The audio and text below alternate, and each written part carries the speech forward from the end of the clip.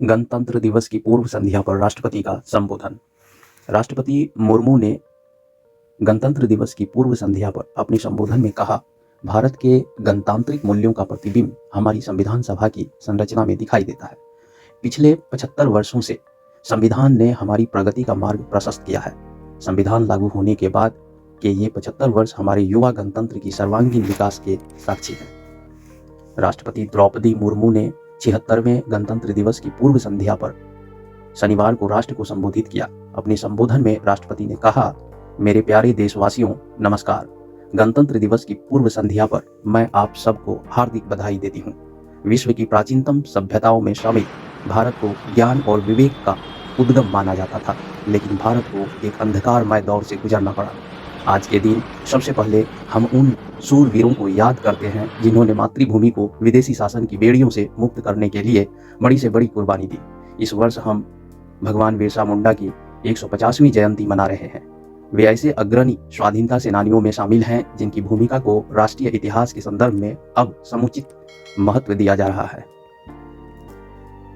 राष्ट्रपति मुर्मू ने आगे कहा, न्याय, स्वतंत्रता, क्षमता और बंधुता केवल सैद्धांतिक अवधारणाएं नहीं हैं जिनका परिचय हमें आधुनिक युग में प्राप्त हुआ हो। ये जीवन मूल्य को सदा से ही हमारी सभ्यता और संस्कृति का अंग रहे हैं।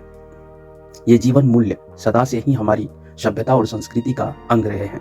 भारत के गणतांत्रिक मूल्यों का प्रतिबिंब हमारी संविधान सभा की संरचना में दिखाई देता है। राष्ट्रपति मुर्मू ने आगे कहा, सरकार ने जन कल्याण को नई परिभाषा दी है, जिसके अनुसार आवास और पेयजल जैसी बुनियादी जरूरतों को अधिकार माना गया है। प्रधानमंत्री अनुसूचित जाति अभ्युदय योजना द्वारा रोजगार और आमदनी के अवसर उत्पन्न करके अनुसूचित जातियों के लोगों की गरीबी को तेजी से कम किया जा रहा है। सरकार ने वित्त के क्षेत्र में जिस तरह से प्रौद्योगिकी का उपयोग किया है वह एक मिसाल है। भारतीय दंड संहिता, दंड प्रक्रिया संहिता और भारतीय साक्ष्य अधिनियम के स्थान पर भारतीय न्याय संहिता, भारतीय नागरिक सुरक्षा संहिता और भारतीय साक्ष्य अधिनियम को लागू करने का निर्णय सर्वाधिक उल्लेखनीय है। राष्ट्रपति द्रौपदी मुर्मू ने एक राष्ट्र एक चुनाव पहल की वकालत की है।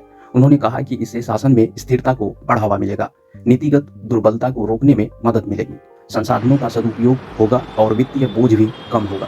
इस पहल में देश में अनुशासन स्थापित करने की क्षमता है। इस दौरान राष्ट्रपति ने कहा, हमारी परंपराओं और रीति रिवाजों को संरक्षित करने तथा उनमें नई ऊर्जा का संचार करने के लिए संस्कृति के क्षेत्र में अनेक उत्साहजनक प्रयास किए जा रहे हैं। मुझे प्रसन्नता है कि गुजरात के वडनगर में भारत के प्रथम पुरातात्विक अनुभवात्मक संग्रहालय का कार्य पूरा होने वाला है।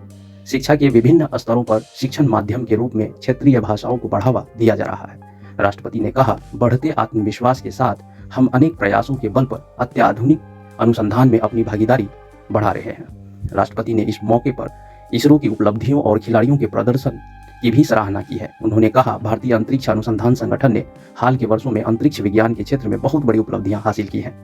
विभिन्न क्षेत्रों में महत्वपूर्ण और उल्लेखनीय प्रगति के बल पर हम अपना सिर ऊंचा करके भविष्य की ओर कदम बढ़ा रहे हैं।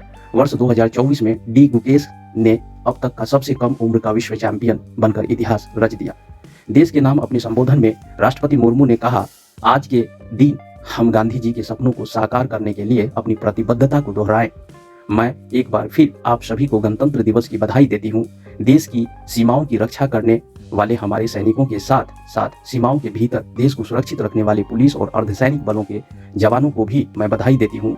न्यायपालिका, सिविल सेवाओं और विदेशों में हमारे मिशनों के सदस्यों को भी मेरी बधाई। नमस्कार आदरणीय दर्शकों, आज हम 26 जनवरी 2025 को माननीय राष्ट्रपति द्वारा दिए गए गणतंत्र दिवस के भाषण का सारांश भी बताएंगे। राष्ट्रपति महोदया ने अपने संबोधन की शुरुआत सभी देशवासियों को गणतंत्र दिवस की शुभकामनाएं देते हुए की। उन्होंने संविधान निर्माताओं को श्रद्धांजलि अर्पित की, जिनकी बदौलत आज हम एक स्वतंत्र और लोकतांत्रिक राष्ट्र में जीवन यापन कर रहे हैं। उन्होंने देश की विविधता में एकता की प्रशंसा की और कहा कि यह हमारी सबसे बड़ी ताकत है। राष्ट्रपति ने किसानों, सैनिकों, वैज्ञानिकों, डॉक्टरों, शिक्षकों और सभी नागरिकों के योगदान की सराहना की, जिन्होंने देश के विकास में महत्वपूर्ण भूमिका निभाई है। राष्ट्रपति महोदया ने पर्यावरण संरक्षण, शिक्षा, स्वास्थ्य और तकनीकी विकास के महत्व पर जोर दिया। उन्होंने युवाओं से अपील की कि वे नवाचार और उद्यमिता के माध्यम से देश को नई ऊंचाइयों पर ले जाएं। अंत में उन्होंने सभी नागरिकों से संविधान में निहित मूल्यों का पालन करने और देश की एकता, अखंडता और संप्रभुता की रक्षा करने का आह्वान किया। उन्होंने विश्वास व्यक्त किया कि मिलकर हम सभी चुनौतियों का सामना करेंगे और भारत को एक समृद्ध और सशक्त राष्ट्र बनाएंगे। धन्यवाद।